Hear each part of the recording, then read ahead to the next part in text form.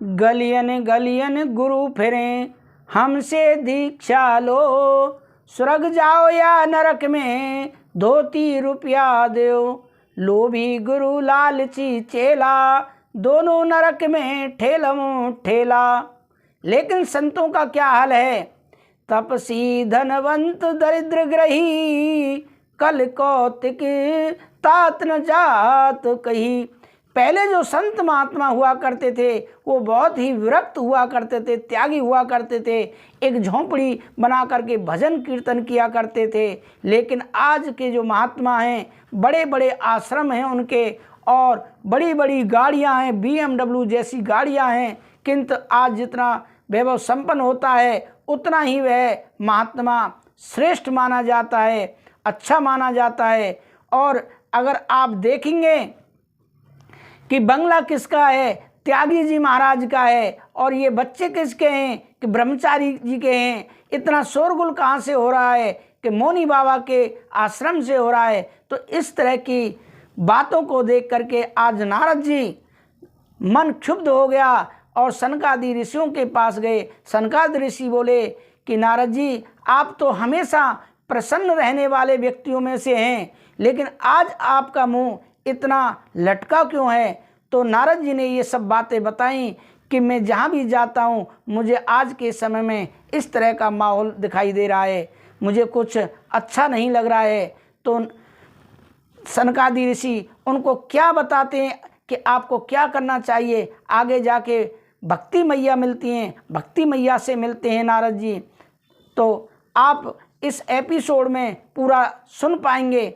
भगवत प्रेमियों, अगर अभी तक आपने हमारे चैनल को सब्सक्राइब नहीं किया है तो ज़रूर सब्सक्राइब करें। पहले हम इस एपिसोड में चरण वंदना करेंगे।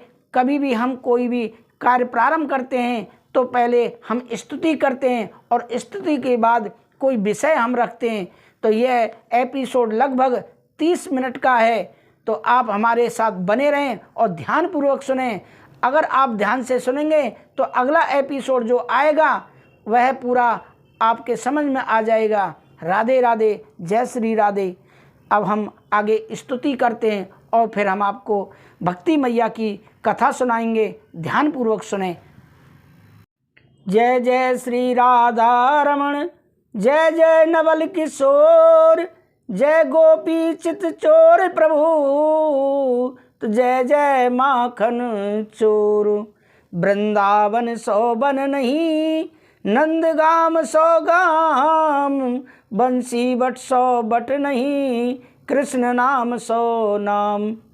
प्रेम सरोवर प्रेम को बरो रहो दिन रैन, जहाँ श्री राधे पग धरें श्याम धरो दो नैन। वृंदावन के वृक्ष को मरम न जाने कोई, डाल डाल और पात पात श्री राधे राधे हो। मेरी भवबाधा हरो राधा नागर सोई, जातन की छाई पर श्याम हरित मन हो। सच्चिदानंद रूपाय विश्वोत्पत्त्याद हेतवे, तापत्र विनाशाय श्री कृष्णाय वयं नमः। एकदा हि विशालायां चत्वार ऋषयो मला, सत्संगार्थ समायत्याता दद्र सुसत्र नारदम। एक समय की बात है, विशालपुरी बद्रीनाथ धाम में सनकादि चारों भाई सत्संग की इच्छा से विचरण करे थे, क्योंकि ध्यान भजन पूजन आदि तो सब एकांत में हो सकता है, पर सत्संग एकांत में थोड़े ही आनंद आता है। तो चारों भाई विचरण कर रहे थे कि अचानक नारद जी को देखा और नारद जी को देखकर बहुत प्रसन्न हो गए। संत को जब कोई भगवत रसिक संत मिलता है तो बड़े प्रसन्न हो जाते हैं। आज कुछ भगवत चर्चा होगी और सनकादियों को तो जीवन ही भगवत कथा थी। कथा मात्र एक जीवन है, पर जैसे ही नारद जी के निकट आए तो बड़ा आश्चर्य हुआ, क्योंकि नारद जी का मुख बहुत ही चिंतित नजर आया। सनकादि आश्चर्यचकित हो गए कि समाज की चिंताओं को दूर करने वाले परम संत श्री नारद जी आज चिंता तो हैं। पूछा, कथम ब्रह्मानंद दीन मुखम, कथम ब्रह्मान दीन मुख, कुतश्चिंता तुरो भवान, त्वरतम गम्यते कुत्र कुताश्च गमनम तव। अरे नारद जी, महाराज आपका मुख इस प्रकार से लटका हुआ है, क्यों है? किस बात की चिंता? आप तो क्या चिंता सता रही है आपको? ये भागे भागे कहाँ से आप आ रहे हैं, कहाँ जा रहे हो? आपका मुख कमल तो ऐसे लग रहा है जैसे कोई महाकृपण का धन चला गया हो, किसी कंजूस की चोरी हो गई हो। गतवित्तो यथा जन, तुम्हारा क्या चला गया? क्योंकि जो धन छीन लिया जाए, संत महापुरुष ऐसे धन को अपना समझते ही नहीं, और संतों का जो अपना धन है उसे संसार में कोई चुराने वाला नहीं। और महात्माओं का धन क्या है? वृंदावन में जाकर के देखिए। भगवत प्रेमियों, वृंदावन में क्या मिलेगा? भजन के माध्यम से मैं थोड़ा सा सार रूप में भजन को गा रहा हूँ।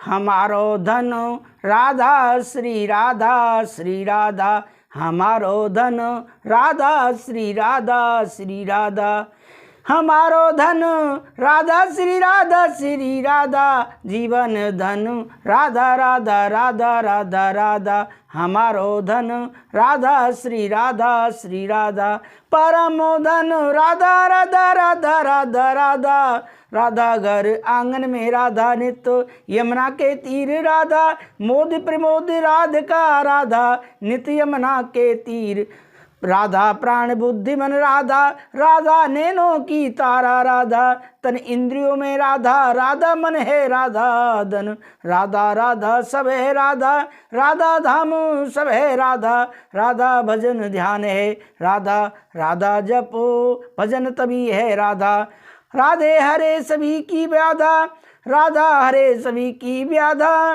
राधा उठते और बैठते राधा, हंसने में भी है श्री राधा, राधा धन है राधा, राधा हर आंगन में राधा, हमारो धन राधा श्री राधा, परम धन राधा श्री राधा। भक्तों, अगर वृंदावन में आप जाओगे तो पेड़ों पर भी गुदा हुआ मिलेगा राधे राधे श्री राधा। अगर कोई रिक्शा वाला भी रास्ता मांगेगा किसी से तो घंटी नहीं बजाएगा, वह कहेगा राधे राधे चलना, राधे राधे हटना। वो केवल और केवल राधा नाम से ही संबोधित करेगा। तो ये वृंदावन का सार है। तो प्रभु का नाम है, संतों का एक परम धन है, जिसे संसार में कोई चुराने वाला नहीं, जिसकी कोई किसी प्रकार की चिंता करने की आवश्यकता नहीं है। फिर नारद जी, तुम तो ऐसे वीतराग और मुक्त संग हो कि दुनिया में अपने लिए एक झोपड़ी तक नहीं बनाई कहीं, क्योंकि 2 घड़ी से ज़्यादा कहीं टिकते ही नहीं। तो रमते राम होकर भी इस प्रकार मुँह लटकाए क्यों घूम रहे हैं? संसारियों को जब समस्याएं सताती हैं तो संतों की शरण में शांति पाने के लिए आते हैं, और संत ही यदि इस प्रकार से चिंता में मुँह लटकाए देखेंगे तो संसारियों पर क्या बीतेगी। नोचतम बद कारणम, आप जैसे विरक्त संतों को इस प्रकार चिंता करना उचित नहीं। हमें अपने दुख का कारण बताइए। तब नारद जी ने अपने चारों अग्रजों जो प्रणाम करते हुए अपनी समस्या सामने रखी कि भैया, मैं अपनी समस्या आपको सुनाता हूँ। मैं इस संसार में सत्संग की इच्छा से घूम रहा था कि भगवत दर्शकों के बीच बैठकर भगवत चर्चा करूँगा और सुनूंगा। इस संसार में सर्वत्र घूमा, मैंने सारे तीर्थों में भ्रमण कर लिया, पर कहीं मुझे सत्संग का आनंद नहीं मिला, कोई भी तीर्थ नहीं छोड़ा। पुष्करम चा प्रयागम चा काशी गोदावरी तथा हरि क्षेत्रम कुरुक्षेत्रम श्रीरंगमं सेतुबंधनम एवा मादेषु तीर्थेषु ब्रह्माण इतस्ततः। जब समस्त भूमंडल में मेरे चित्त को शांति नहीं मिली तो मैंने सोचा कि चलो अब संतों के पास चला जाए, संभवतः संतों के यहाँ शांति मिले। पर मैंने क्या देखा कि पाखंड नृता संत भी पाखंड परायण होते चले जा रहे हैं। पाखंड का अर्थ है पापस्य खंड है, पाखंड पाप का ही जो खंड हो उसका नाम पाखंड है। उनकी परिभाषाएं बदल गई हैं कि यह बंगला किसका है, त्यागी जी का महाराज, और ये बच्चे किसके हैं, ब्रह्मचारी जी के। और इतना शोरगुल कहाँ से सुनाई पड़ रहा है कि मौनी बाबा जी के आश्रम से ऐसी बड़ी विचित्र स्थिति है। बाबा तुलसीदास जी लिखते हैं, तपसी धनवंत दरिद्र ग्रही कल कौतिक तात न जात कही। पहले संत महात्मा जितना विरक्त होता था वह उतना ही महान माना जाता था, किंतु आज जितना वैभव संपन्न होता है उतना ही श्रेष्ठ माना जाता है। यह सब देख देख कर मेरा चित्त और भी अशांत हो गया। मैं आया था शांति के लिए, यहाँ तो क्रांति मच गई, खलबली मच गई। मैंने जब तक विचार किया कि चलो छोड़ो, ग्रस्तों को ही देख लेते हैं। ग्रस्तों के यहाँ भी विडंबना क्या है कि गुरु और चेला का ऐसा हाल है, गलियन गलियन गुरु फिरे हमसे दीक्षा लो, स्वर्ग जाओ या नरक में धोती रुपया दो। गुरु जी छठे महीना आम तो धोती रुपया लेन, लोभी गुरु लालची चेला दोनों नरक में ठेलम ठेला। जो गुरु शिष्य का धन हरण करता है पर शोक नहीं हरण करता, वह घोर नरक में पड़ता है। माता पिता बालकों को बुलाकर वही धर्म सिखलाते हैं जिससे पेट भरे। तरणी प्रभुता गे श्याल को बुद्धिदायक, कन्या विक्रायणो लोभाद दंपति नाम चा कलकनम। मैंने देखा ग्रस्तों के यहाँ माता पिता की सेवा जब तक नहीं है, जब तक माता पिता ने तिजोरी की चाबी सौंपी नहीं। जहाँ सर्वाधिकार प्राप्त हुए सो देवी जी का चलावा हो गया। फिर माता पिता की खटिया तो खेत में या किसी तीर्थ स्थान में डाल दी। कदाचित माता पिता घर में जबरदस्ती बैठे हुए हों तो उनकी किसी भी प्रकार की कोई चर्चा नहीं की जाती है। कोई बड़ा भारी कार्य किया जा रहा हो तो किससे पूछते हैं, किससे परामर्श किया जाता है? तो ससुराल से साले साहब को बुलवाया जाता है। वह जो कहेंगे वही माना जाएगा। सलाह तो खूब लिया जाए, परंतु यह सब होने के बाद भी पति पत्नी ही प्रतिदिन महाभारत हो रहा है। लोभ इस पराकाष्ठा पर पहुंच गया कि बेटा बेटियों का भी क्रय विक्रय होने लगा है। संबंध नहीं, अब तो सौदेबाजी होने लगी है। जहाँ सौदा पट जाए वह समधि बन जाए, और जब बुद्धि विचार सम नहीं केवल संपत्ति के आधार पर समधि बन जाते हैं। इसीलिए संबंधों में आए दिन कलह मचा करती। और यहाँ भैया यह सब देख देख कर मेरा चित्त बड़ा अशांत हो गया। उदाहरण के लिए मैं एक समधि का उदाहरण बता रहा हूँ। समधि समान बुद्धि जब दो व्यक्तियों की एक दूसरे से मिल जाए उसे समधि कहते हैं। एक व्यक्ति ने अपने बेटे की शादी तय कर दी। हमने उससे पूछा, भैया आपके और आपके समधि के विचार मिले? वह मुस्कुरा कर बोला, विचार मिले या न मिले, किंतु सौदा पट गया, इसीलिए विवाह वहीं करेंगे। एवं पश्यन् कलर दोषान् पर्यटन वनीवम यामनम तटमापन्नो यत्र लीला हरेर्भूत। मृतलोक में यह सब देख देख कर मेरा चित्त एकदम अशांत हो गया। मैंने सोचा अब कहाँ जाएं भाई। तब मुझे तुरंत श्रीधाम वृंदावन का स्मरण हो गया। मेरे प्रभु की उस दिव्य प्रकाट्य भूमि की यमुना पुलिन पर मेरे चित्त को अवश्य विश्राम मिलेगा। ऐसा विचार करके मैं सीधा यमुना तट पर वृंदावन धाम में पहुंचा और वहां पहुंचकर एक आश्चर्य और देखा।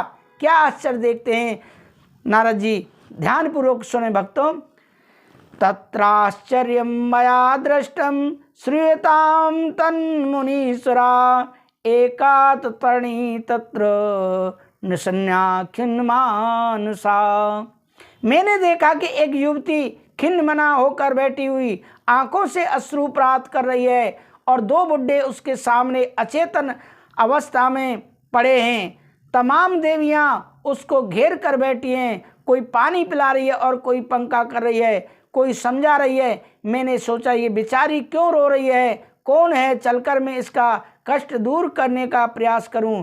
संतों का हृदय तो नवनीत के समान कोमल होता है। जो महाराज उसको दुखी देखकर मेरा मन जो द्रवित हुआ, पिघला, मैं उसके पास गया।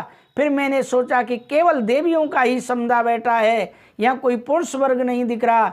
अब मैं उनके बीच में जाकर कहूँ, देवी जी क्यों रो रही हो, क्या कष्ट है? और उसने कहीं कोई उल्टा सीधा जवाब दे दिया तो ए बाबा चल तू अपना काम कर, देवियों के समुदाय में तू कहाँ घुसा जा रहा है। माताएं जब आपस में बात करते हैं तो 1 मिनट में ही आंसू बहाने लग जाएं और अगले ही मिनट में मुस्कुराने लग जाएं। तो हम बाबा वैरागियों को बिना बुलाए बिना मतलब के नहीं जाना चाहिए। इसीलिए मैं पास तक नहीं गया, परंतु प्रश्न करने का साहस नहीं हुआ तो लौट पड़ा। जब उस देवी ने मुझे देखा तो तुरंत आवाज़ लगाई, महाराज जी कहाँ भाग रहे हैं, 1 मिनट रुकिए तो सही। आप जैसे संतों के तो दर्शन मात्र ही जीव के पाप ताप संताप नष्ट कर लेते हैं। मेरे तो न जाने कितने जन्मों के भाग्योदय हुए जो आपके दर्शन प्राप्त हुए। आपके दर्शन तो मात्र से ही जिनका दुख दूर हो जाता हो। नारद जी कहते हैं, भैया जब उन्होंने इस प्रकार से हमें बुलाया तो हम उस देवी के पास गए और उनसे पूछा, काशित्व सम, देवी जी आप कौन हैं? का विमऊ, ये दोनों बुड्ढे जो पड़े ये कौन हैं? तुम्हारे क्या लगते हैं? का इमा, ये क्या लगते हैं? ये जो देवियाँ आपको घेर कर खड़ी हैं ये कौन हैं? और तुम रोती क्यों? तुम्हारे दुख का कारण क्या है? विस्तार से हमें बताओ। जब मैंने उस देवी की प्रति सहानुभूति दिखाई तब उसने अपना पूरा परिचय दिया। अहम भक्त रीति ख्याता इमौ मौ में तनयो मतो, ज्ञान वैराग्य नामानो काल योगे निर्जर जरो। महाराज जी मैं भक्ति के नाम से विख्यात हूँ और ये दोनों बुड्ढे जो मेरे सामने पड़े हैं ये दोनों मेरे बच्चे हैं। इनका नाम ज्ञान और वैराग्य है। समय की विडंबना देखो कि माँ तो युवती बनी बैठी है और बच्चे दोनों ही बुड्ढे हो गए। कितनी जर्जरित स्थिति हो रही है। इनकी मेरे दुख का मूल कारण यही है कि मैं अपना पूरा परिचय आपको सुनाऊं। मैं दक्षिण भारत में पैदा हुई और कर्नाटक में बड़ी हुई। महाराष्ट्र आदि प्रदेशों में मेरा कहीं कहीं पर बड़ा सम्मान हुआ, पर कई प्रदेश ऐसे भी जहां पाखंडियों से खंडित होकर मुझे पीड़ित होकर भागना पड़ा। इस प्रकार से अनेक देश प्रदेश में घूमती घूमती जैसे ही मैं वृंदावन में पधारी तो इस ब्रजभूमि में आते ही मैं नवयौवना हो गई। पर न जाने क्या हुआ कि मेरे दोनों बच्चे एकदम बुढ़े हो गए और मेरे बालकों की यही स्थिति हो रही तो मैं इस स्थान को छोड़कर विदेश भाग जाऊंगी। नारद जी ने सारी स्थिति को एक क्षण में समझ लिया और विचार किया कि भक्ति ज्ञान और वैराग्य एक दूसरे के पूरक हैं। जैसे क्षुधातुर व्यक्ति भोजन करने बैठे तो ग्रास पर उसे तुष्टि पुष्टि और क्षुधा निवृत्ति की प्राप्ति होती है। भूख भी मिटेगी, पेट भी भरेगा और इंद्रियों में बल भी आएगा। प्रत्येक ग्रास पर उसे ये तीनों बातें एक साथ ही प्राप्त होती हैं, अलग अलग नहीं। उसी प्रकार ज्यों ज्यों भगवत चरणाविंद में प्रेम बढ़ता जाएगा, भक्ति पुष्ट होती जाएगी, त्यों तो भगवान के स्वरूप का बोध होता जाएगा। और ज्यों ज्यों भगवान के स्वरूप में प्रेम होता गया, भगवान के स्वरूप का ज्ञान होता गया, इस संसार की आसक्ति अपने आप ही चली जाएगी, सहज वैराग हो जाएगा। यह क्रियाएं अलग अलग नहीं। यदि आपके जीवन में कोरी भक्ति है और ज्ञान वैराग ठीक नहीं है तो आपकी भक्ति बांझ है। ज्ञान वैराग्य के बिना भक्ति अपूर्ण है। संतान के बिना माँ का मातृत्व पूर्ण नहीं। उसी प्रकार ज्ञान और वैराग भक्ति पुत्र हैं। ज्ञान और वैराग के बिना भक्ति की परिपूर्णता नहीं है। नारद जी ने तुरंत भक्ति माता को वचन दिया कि माँ वृंदावन छोड़कर न जाइए। क्योंकि आज हर क्षेत्र के लोगों का आकर्षण विदेश की ओर है। संतों को भी जब तक 2-4 देशों की परभरण ना हो जाए तब तक संतत्व प्राप्त नहीं होता, संतुष्टि नहीं होती। हम भारतवासियों की दृष्टि ही कुछ ऐसी बन गई है, चाहे वह कथावाचक हो, चाहे कोई महात्मा हो। जब देश विदेशों में प्रामाणिक रूप से उनका प्रचार प्रसार हो जाता है तब भारतीयों की दृष्टि उन पर जाती है। भक्ति मैया ने यही बात कही। तब नारद जी ने, माताजी ऐसा आप मत कीजिए, सतयुग, द्वापर और त्रेता में तो बड़े बड़े आनंद से आप रही यहाँ, पर अब घोर कलकाल आ गया है। इस कलयुग में सब सदाचार लुप्त होता चला जाता है। बुद्धिमान वही है जो धैर्यपूर्वक अपने नियमों का पालन करता रहे, क्योंकि अभी तक तो फिर भी कहीं वहीं कुछ मंगल दिखाई पड़ रहा था। समय ज्यों ज्यों बढ़ता जाएगा, जो थोड़े बहुत शुभ कर्म दिख रहे हैं वह भी दिखाई नहीं पड़ेंगे। पर इस घोर कलकाल में भी आप इस श्रीधाम वृंदावन की भूमि पर इस प्रकार से नवयुवती बनकर नाच रही हो। मैं कहता हूँ कि धन्य है यह ब्रज भूमि। इस कलकाल में भी आपका इतना सम्मान है। ब्रज भूमि धन्य है जहाँ पर कलकाल में भी भक्ति का इस प्रकार आदर किया जा रहा है, जहाँ आप नाच रही हैं। भक्ति मैया ने पूछा, बाबा एक बात बताओ, कलयुग यदि इतना दुष्ट है तो परीक्षित ने इसको दंड क्यों नहीं दिया? तो श्री भगवान इसकी उदंडता सहन क्यों कर रहे हैं? भगवान को तो दंड देना चाहिए। नारद जी बोले, माँ यदि आप पूछ रही हैं तो ध्यानपूर्वक सुनिए। जिस दिन गोविंद अपने लीला संपन्न करके परधाम गए, उसी दिन कलयुग ने अपना पैर इस मृत्यु लोक पर जमाना प्रारंभ कर दिया। और महाराज परीक्षित जब इसे मानने के लिए उद्यत हुए तो दीनहीन होकर यह कलयुग उनकी शरण में चला गया। महाराज परीक्षित तो परम वैष्णव थे। इस कलयुग में असंख्य दोष होने के साथ साथ एक बहुत बढ़िया गुण इसमें दिखाई पड़ा, इसीलिए महाराज परीक्षित ने इसे छोड़ दिया। बाबा तुलसीदास जी चौपाई के माध्यम से क्या बता रहे? कलयुग केवल हर गुण गाहा, गावत नर पावई भवता। कलयुग केवल नाम आधारा, सुमर सुमर नर उतरही पारा। अन्य युग में जो घोर तपस्या करने से फल प्राप्त होता था, बहुत बड़े बड़े यज्ञ करने से जो फल मिलता था, वही फल कलकाल में केवल नाम संकीर्तन मात्र से जीव को प्राप्त हो जाएगा। यही इसका विशिष्ट गुण है जो महाराज परीक्षित को पसंद आ गया। अतः महाराज परीक्षित ने इसे अपने राज्य में स्थान दे दिया। पर जैसे ऊसर भूमि में बढ़िया से बढ़िया बीज भी बेकार ही सिद्ध होता, उसी प्रकार इस कलयुग की कलुषित वातावरण में इतने दुर्गुण हैं कि भगवान नाम संकीर्तन का जो एकमात्र गुण था वह भी लुप्त हो गया। कलयुग में भागवत की कथाएं तो बहुत होती हैं, पर भागवत के अर्थ से ही किसी का ध्यान नहीं हटता। भागवत से अर्थ धन कितना प्राप्त होगा, मतलब पैसा कितना प्राप्त होगा, उसी पर दोनों की दृष्टि है। क्या श्रोता तो क्या वक्ता। श्रोता भी इसी उद्देश्य से कथा करवा रहा है कि महाराज हमारी फैक्ट्री बढ़िया चल जाए, तो एक भागवत हमारी तरफ से भी कराएं। और वक्ता का भी वही दृष्टिकोण बन गया है। भागवत के अर्थ पर यदि दृष्टि चली जाए, भागवत के तत्पर्यार्थ को समझ में लिया जाए, तो अपने आप ही धनाशक्ति छूट जाएगी। भागवत तो वह कल्प वृक्ष है जो मांगो सो मिलेगा। जो व्यापार बढ़िया चलाना चाहे तो उनका व्यापार खूब चलेगा, और जो विद्वान वास्तव में ही भागवत के द्वारा अपना अर्थ सिद्ध करना चाहते हैं, तो ठाकुर जी की कृपा से ऐसा कोई कथावाचक होगा जो भागवत की कल्प वृक्ष की छाया में बैठकर निर्धन हो, परंतु भागवत के तात्पर्य को यदि कोई समझ ले तो वह परमहंस हो जाता है। सुखदेव जी जैसे निष्काम परमहंसों का यह परम धन है।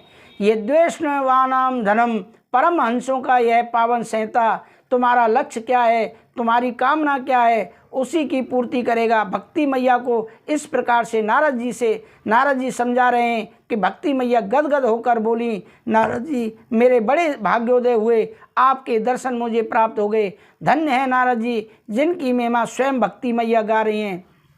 जयत जयत मायाम यस्य कायादवस्ते वचन रकनकमेकं केवलं चाक्यलयी द्रवपदमपयातो यत्कृपातो द्रवोऽयं सकल कुशल पात्रं ब्रह्मपुत्रं नतास्मि। हे ब्रह्मा जी के मानस पुत्र नारद जी, आपकी जय हो। आपकी एक वचन पर निष्ठा करके कयानंदन प्रहलाद भक्ति के परमाचार्य बन गए। आपके अनुग्रह को प्राप्त करके ध्रुव जी महाराज को 5 वर्ष की अवस्था में ही साक्षात भगवान को प्रकट करने में समर्थ हो गए। आज ध्रुवलोक में चमक रहे हैं। बाबा मेरे बालकों पर भी कृपा दृष्टि डालो। नारद जी बोले, माता जी आप इतनी दुखी क्यों हो रही हो? अरे जिन प्रभु ने कौरवों की कुत्स सभा के बीच द्रौपदी की रक्षा की, वे कृष्ण कन्हैया आज भी हमारे मध्य में विराजमान हैं। श्री कृष्ण चरणाम्बोजम स्मरणम दुख गमस्यति, श्री कृष्ण चरणाम्बोजम स्मरम दुखम गमस्यति। आप तो गोविंद के पाद पद्मों को स्मरण करो, दुख अपने आप ही भाग जाएगा। हरि स्मृतम सर्व विपद्दुमोक्षणम। आप गोविंद की स्मृति सारी विपत्तियों से अपने आप ही मुक्ति दिला देगी। इसलिए माता जी गोविंद के चरण कमलों को ध्यान करो। ब्रज के नंदलाला राधा जी के सांवरिया, पर्वत जैसी पीर है हृदय बहुत अकुलाय, राधा राधा जपते ब्रही नमोर्जाय। ब्रज के नंदलाला राधा के सांवरिया, सभी के दुख दूर हुए जब तेरा नाम लिया। मीरा पुकारी जब गिरधर गोपाला, ढल गया अमृत विष का भरा प्याला। कौन मिटाए उसे जिसे तू राखे पिया, सभी दुख दूर हुए। इस तरह से भजन का यहाँ स्मरण करना। इस तरह से भजन के माध्यम से हमने आपको दर्शाया। देवर्षि नारद ने समझाया, आप तो गोविंद के चरण कमलों का ध्यान करो, दुख अपने आप भाग जाएगा। फिर आप तो इनकी प्राण वल्लभा हो, प्रियतमा हो। आप जहाँ और जब बुलावें प्रभु तो वहीं दौड़े दौड़े चले आएंगे। जहाँ पर कैसा भी घर हो, कितना भी पतित घर हो, जहाँ जहाँ भक्ति महारानी वहाँ वहाँ भगवान रहते हैं।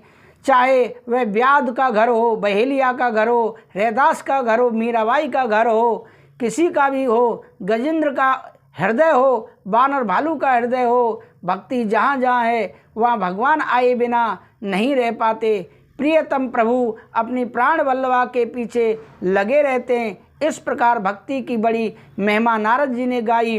अब नारद जी ज्ञान और वैराग्य को स्वस्थ करने का प्रयास करने लगे। ज्ञान और वैराग्य के पास आकर देवर्षि नारद ने बड़े बड़े दिव्य वेद मंत्रों की माध्यम से वेद पाठ किया। चारों वेद सनई सनई सुना दिए, पर लाभ नहीं हुआ। उपनिषदों का पाठ किया, फिर भी लाभ नहीं हुआ।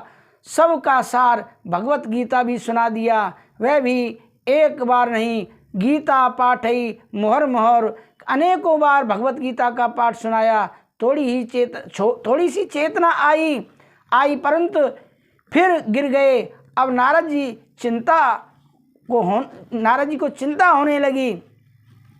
ज्ञान प्रबुद्धयातं शीघ्रं रे वैराग्य प्रबुध्यताम्, ज्ञान प्रबुध्यताम् शीघ्रं रे वैराग्य प्रबुध्यताम्।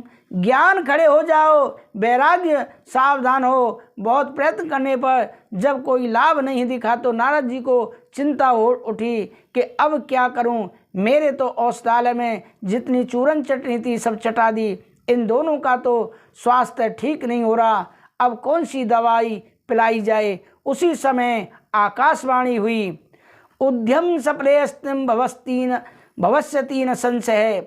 भक्तों, इससे आगे का भाग हम अगले एपिसोड में, अगली वीडियो में बताएंगे। अगर आपको हमारी भागवत कथा में सुनने से आनंद आ रहा हो, भक्ति मैया आपके अंदर प्रकट हो रही हो, विराजमान हो रही हो, तो ज़रूर हमारे अगले एपिसोड को देखें। और मैं निवेदन करता हूं कि आप हमारी इस वीडियो को आगे भी शेयर करें और चैनल को सब्सक्राइब करें, जिससे कि आपको आने वाली वीडियो का नोटिफिकेशन प्राप्त हो सके। मैं विदा लेता हूं। राधे राधे, जय श्री राधे।